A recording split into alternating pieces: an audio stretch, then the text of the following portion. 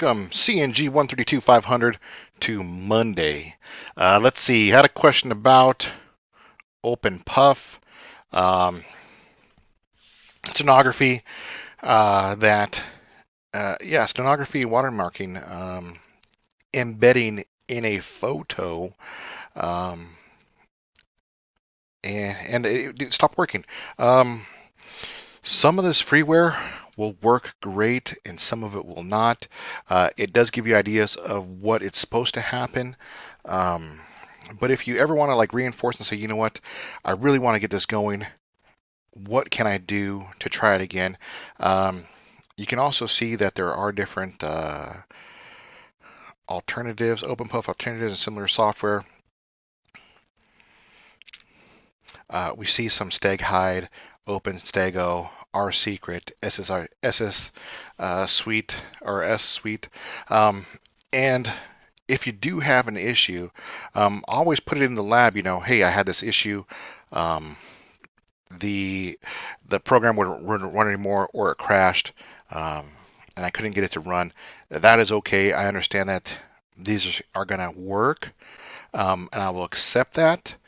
But what I will not accept is a submission that says the software is no longer available, couldn't do the lab. You know, there's plenty of um, similar software out there that a quick Google search will find, and that is part of being in computer networking, finding alternatives uh, to something that doesn't work.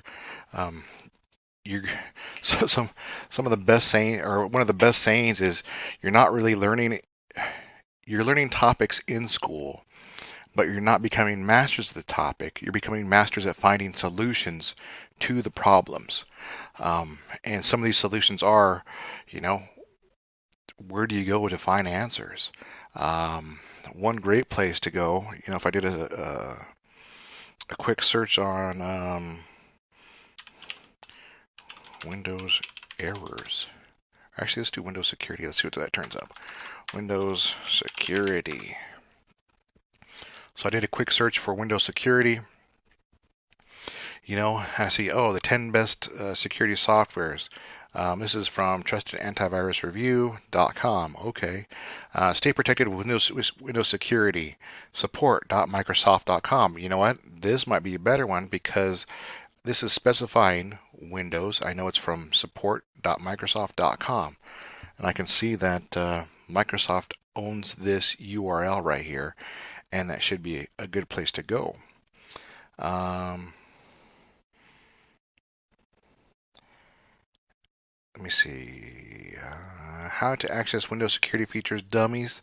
You know, it's not really a Windows site or something that I know offhand. So, you know, maybe I wouldn't go to this one because I can discern from my internet search looking for information where I can find the best possible solution for looking for Windows security. So once again, we're gonna run into stuff that, and I leave it in there just so I make you realize that it's just as easy to fire off a search for something that doesn't work and finding an alternative. Um, but once you press that, once you say, if you submit something and said, well, this lab didn't work because this is no longer in service, I'm going to mark that with a 0, just because a quick Google search will take you 15 seconds to fire in a question, and you're just going to take, I don't know, I just took about 3 minutes, 2 minutes in looking for an answer.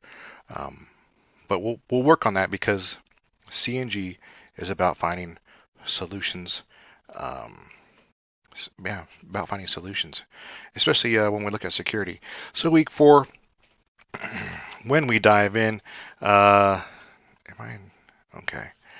When we dive in, we're going to be looking at advanced cryptography, part 2. So we're going to take that and form it another level. In this one, we're going to look at PKI, public key infrastructure, asymmetric keys.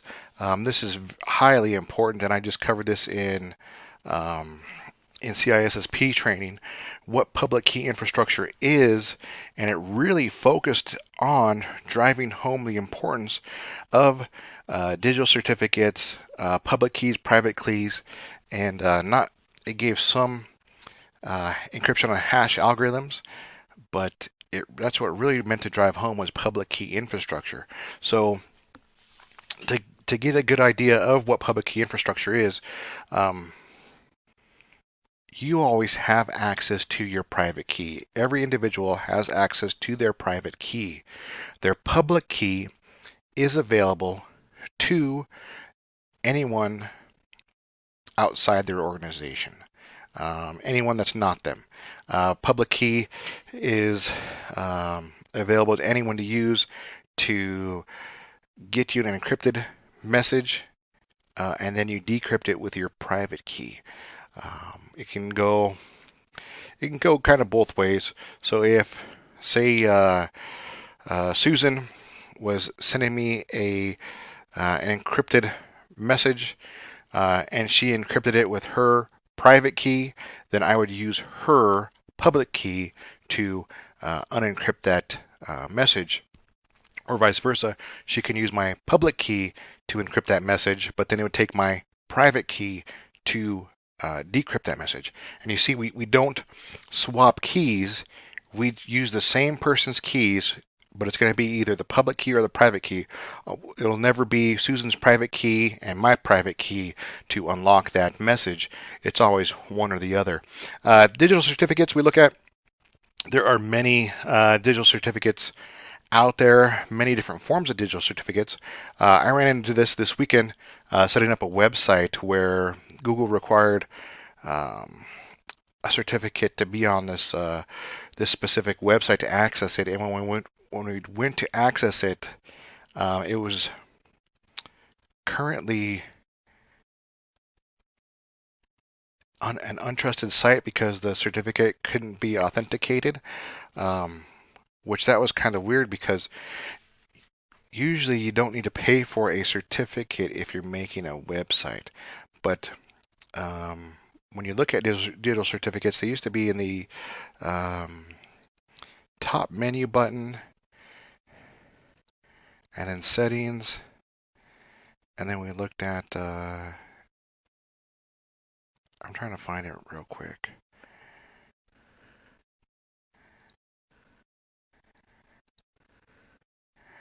I don't know, I don't remember offhand where it was.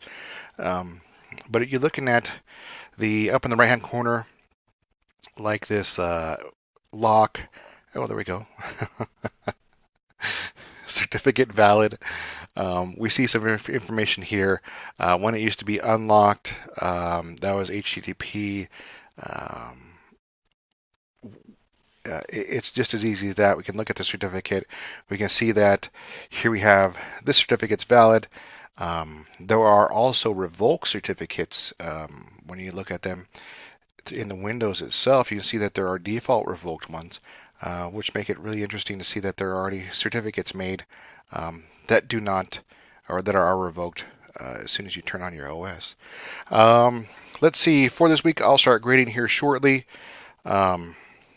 Another cool week.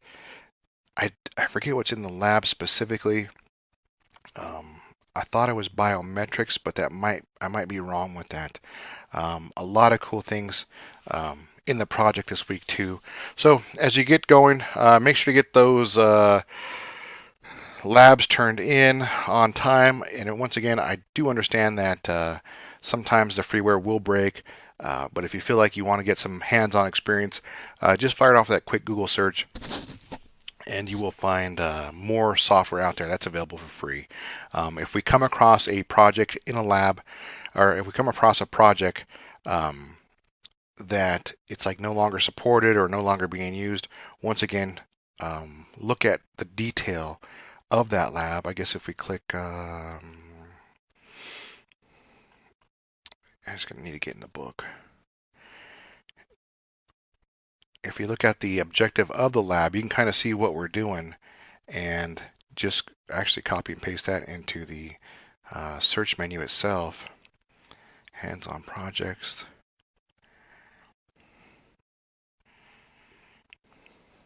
So here at the top, using SSL and server clients test. In this project, we'll use online tests to determine the security of web servers and your local web browser. Um, this one, view digital certificates. So we see that we have outlines of what we're supposed to be doing.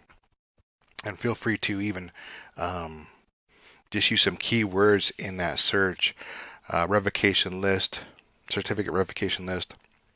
And then if you do a quick Google search on, I don't know if you use Firefox. This one has you do it on Windows, but like I said, you can also look in different browsers for this. And then when you're doing, I don't know if it's in this lab, email, Outlook.